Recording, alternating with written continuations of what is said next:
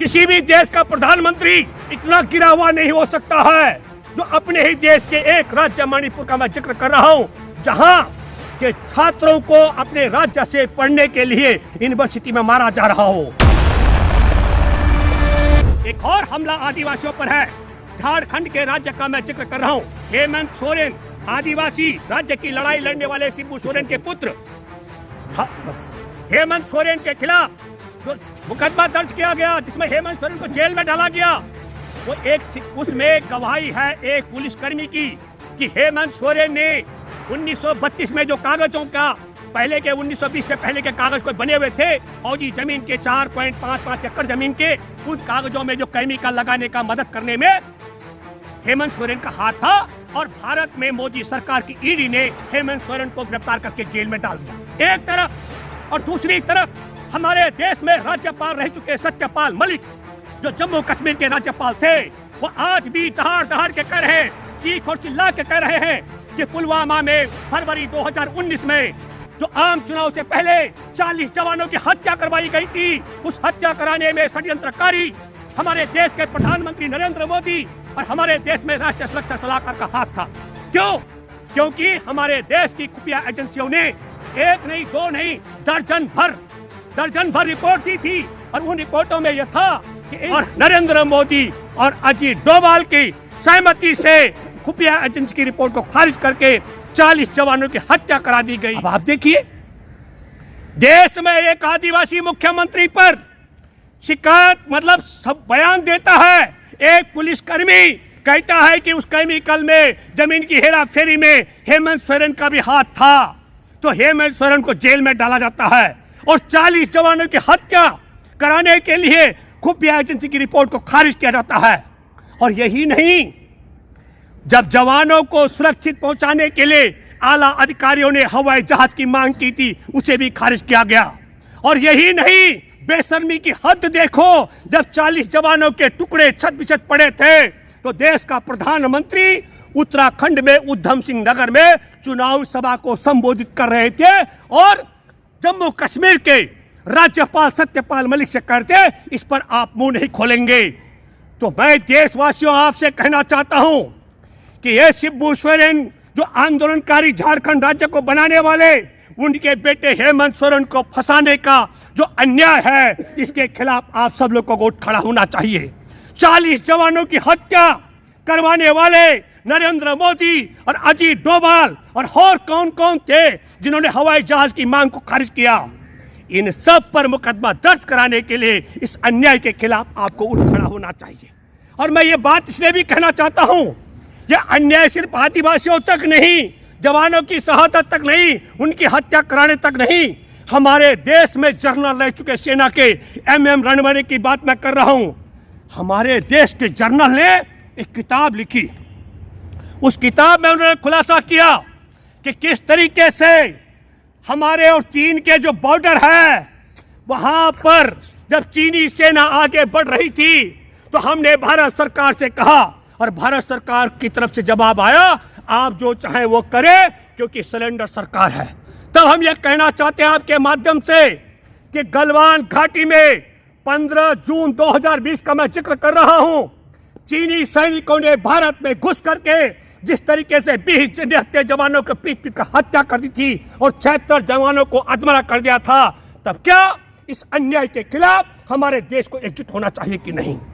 मामला यही नहीं, एक तरफ आप झारखंड में एक पुलिसकर्मी जो उस मामले में शामिल बताया जाता है, उसके बयान पर मुख्यमंत्री को गिरफ्तार करके भेजते हैं आदिवासी को जेल में, और हमारे देश के जनरल रह चुके हैं, वो किताब छापना चाह रहे हैं, उनकी किताब को नहीं छपने दिया जा रहा है, क्योंकि सब पोल खोल होने वाली है। क्या पोल खोल?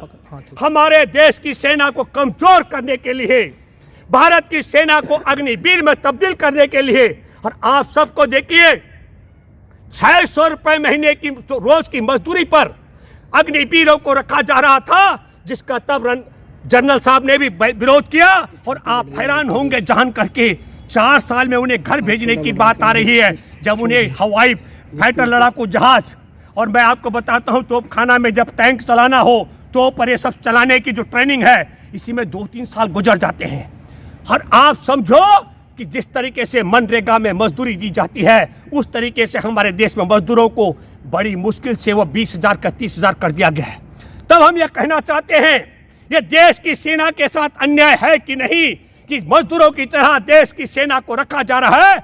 और एक और बात मैं आपके माध्यम से कहना चाहता हूं, वो है कि मालदीव के राष्ट्रपति एक बार गए चीन, और मुइज्जू की मैं बात कर रहा हूं, और भारत सरकार ने कह दिया ये चीनी के साथ हो गए। तो मैं आपके माध्यम से कहना चाहता हूं, गलवान घाटी में जब 15 जून को 20 निहत्थे जवानों की पीट पीट कर हत्या कर दी गई थी, उसके बाद हमारे देश के प्रधानमंत्री ने क्या कहा था, न कोई घुसा है, न घुस आया है, न हमारी किसी चौकी पर किसी का कब्जा है। क्या कारण है कि देश के प्रधानमंत्री इतना बड़ा झूठ बोला, इतना बड़ा अन्याय और अपमान हमारे देश के शहीदों का किया? उसका कारण है हमारे देश में गुजरात का मुख्यमंत्री रहने से लेकर और आज प्रधानमंत्री की कुर्सी पर बैठा नरेंद्र मोदी 9 बार चीन का दौरा कर चुका है। तो कल्पना करो, मालदीव का राष्ट्रपति एक बार जाता है और चीनी ठप्पा लग जाता हो, और भारत का पहले गुजरात का मुख्यमंत्री और फिर देश का प्रधानमंत्री बनने के बाद नरेंद्र मोदी 9 बार जाता हो और 18 बार चीन के राष्ट्रपति से मिलता हो। तो ये चीनी मसाला क्यों नहीं बना? ये अन्याय और देश के साथ में अत्याचार है कि हमारे देश में चीन का यार सत्ता के शिखर पर बैठा हुआ है। ये मैं दावे के साथ में कह रहा हूं। मैंने पहले भी कहा था, दावे के साथ में बात कही थी, हमारे देश में भाजपा के अध्यक्षों से लेकर इनकी कमेटियां और मुख्यमंत्री से लेकर मैं देख रहा था भारत के किस किस राज्य के मुख्यमंत्री, कौन कौन प्रधानमंत्री गए। देश को खड़ा होना चाहिए इस मिली भगत के खिलाफ। और मैं एक बात और कहना चाहता हूं, एक वीडियो वायरल हो रहा लद्दाख का, वहां पशु चराने वाले किसान हमारे देश के पशु चारक भी होते हैं, वो भेड़ को लेकर गए, वो भिड़ गए चीनी सेना के साथ में, और वो वीडियो वायरल हो रहा है। लेकिन वीडियो में कहीं भारत की सेना नहीं दिख रही है। हमारी सीमा को इन्होंने खुला छोड़ दिया है। सेना कहां चली गई? तब हम ये कहना चाहते हैं आज आपके माध्यम से, और ये सोचना पड़ेगा, ये समझना पड़ेगा हम सब लोगों को कि एक तरफ देश में एक राज्य का राज्यपाल कहता है और हमारे देश के जवानों के 100 कहते हैं कि आतंकवादियों ने हमला किया था, और आतंकवादियों ने हमला किया था खुफिया एजेंसी की रिपोर्ट को खारिज करने और जहाज की मांग को खारिज करने के बाद। और दूसरी तरफ एक केमिकल से कागज पे लिपापोती करके, कागजों में हेरा फेरी करके, जमीन का हेरा फेरी किए, 5-7 करोड़ रुपए की मिली भगत के लिए हेमंत सोरेन को फंसाने का षड्यंत्र किया जा रहा है। तब मैं आपके माध्यम से कहना चाहता हूं कि देश में ओलंपिक पदक विजेता बेटियां जिनका यौन शोषण करने वाला ब्रजभूषण शरण सिंह आज भी भाजपा में है, उन बेटियों को न्याय मिलना चाहिए कि नहीं? जो 40 जवानों की शहादत मोदी ने करवाई, उनको न्याय मिलना चाहिए कि नहीं? हेमंत सोरेन को षड्यंत्र के तहत फंसा करके आदिवासी मुख्यमंत्री को जेल में डाला गया है, न्याय मिलना चाहिए कि नहीं? हमारे देश में कोरोना काल के अंदर जब 400 के करीब मामले थे तो देश में ताला लगाकर 10 करोड़ लोगों को पैदल चलवाया गया, पुलिस की लाठियों से मरवाया गया, चलती गाड़ियों से कुचले गए, रेल से कट के मरे। और जब मामला 1,82,000 से ऊपर हो गया 31 मई को, तो 1 जून 2020 को अनलॉक 1 कर दिया। तो नरेंद्र मोदी ने ये जो अन्याय किया, 10 करोड़ लोगों को पैदल चलवा करके, जिनमें बच्चे, मासूम महिलाओं के पैरों से खून टपक रहा था, इस अन्याय का बदला लिया जाना चाहिए कि नहीं? और तब इससे ध्यान भटकाने के लिए 5 जून को 3 काले कानून हमारे देश की मंडी व्यवस्था को खत्म करने के लिए, हमारे देश में खाद्यान्न को भंडारण करके अदानी अंबानी की तिजोरी में भरने के लिए, और हमारे देश में किसानों को बंधुआ मजदूर बनाने के लिए जो 3 काले कानून लाए गए थे, उसके खिलाफ लड़ना पड़ा। तब हम ये कहना चाहते हैं कि उस शहादत में 700 से ज्यादा किसानों की जो शहादत हुई है, उनको न्याय मिलना चाहिए कि नहीं मिलना चाहिए? हमारे देश के अंदर आप सब लोगों को मालूम होगा कि किस तरीके से बिल्किस बानो के साथ बलात्कारी हत्यारे दंगाइयों को बाहर छोड़ा गया।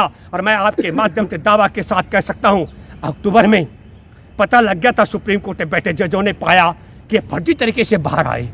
तो उसके बाद भी इस मामले को दबा के रखा गया। हमारे देश के अंदर सुप्रीम कोर्ट में बैठे जज भी वही काम कर रहे हैं जिन मंसूबों के लिए गुजरात के विधानसभा चुनाव में हिंदू मुसलमान वोटकरण करने के लिए भाजपाइयों ने षड्यंत्र के तहत में बिल्किस बानो के परिवार के बलात्कारी, हत्यारे, दंगाई, देश के आतंकवादियों को रिहा कराया था।